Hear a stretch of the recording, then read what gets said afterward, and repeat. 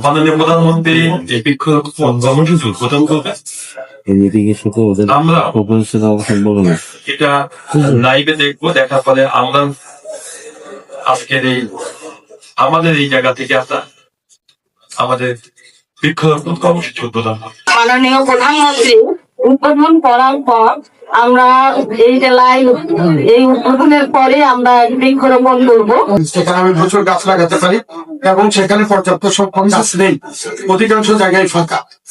আর অঞ্চলে 25 কোটি বৃক্ষরোপণ করে স্মৃতিমূলক একটা অনুষ্ঠানে আমরা উপস্থিত হতে পেরেছি। খুলনা 3 আসনের সংসদ সদস্য ও হুইপ রকিবুল ইসলাম বকুল খালিশপুর রোটারি স্কুল মাঠে বৃক্ষরোপণ কর্মসূচির উদ্বোধন করেছেন।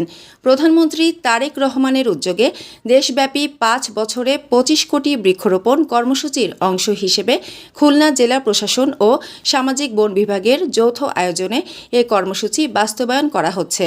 শনিবার অনুষ্ঠিত উদ্বোধনী অনুষ্ঠানে প্রধান অতিথির বক্তব্যে হুইপ বকুল বলেন, সবুজের বাংলাদেশ, তোমরা যখন বড় হবা, যখন বিদেশে পড়ার মধ্যে যাবা, তোমরা দেখবা যে সবুজ কাকে বলে। সেই তুলনায় বাংলাদেশ কিছুই না।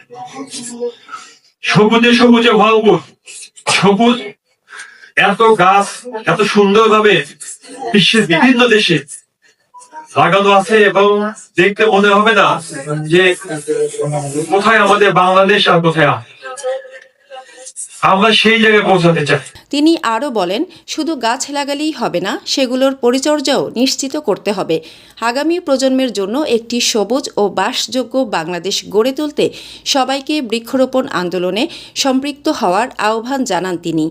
জেলা প্রশাসক মিজহুরে জান্নাতের সভাপতিত্বে অনুষ্ঠানে বিশেষ অতিথি হিসেবে উপস্থিত ছিলেন বিভাগীয় commissioner Mohammad Abdullah Harun, KMP commissioner Mohammad Jahidul Hasan, KDA chairman ও খুলনা মহানগর বিএনপির সভাপতি শফিকুল আলম মনা, পুলিশ সুপার মোহাম্মদ তাজুল ইসলাম এবং উপ পুলিশ কমিশনার দক্ষিণ সুদর্শন কুমার রায়।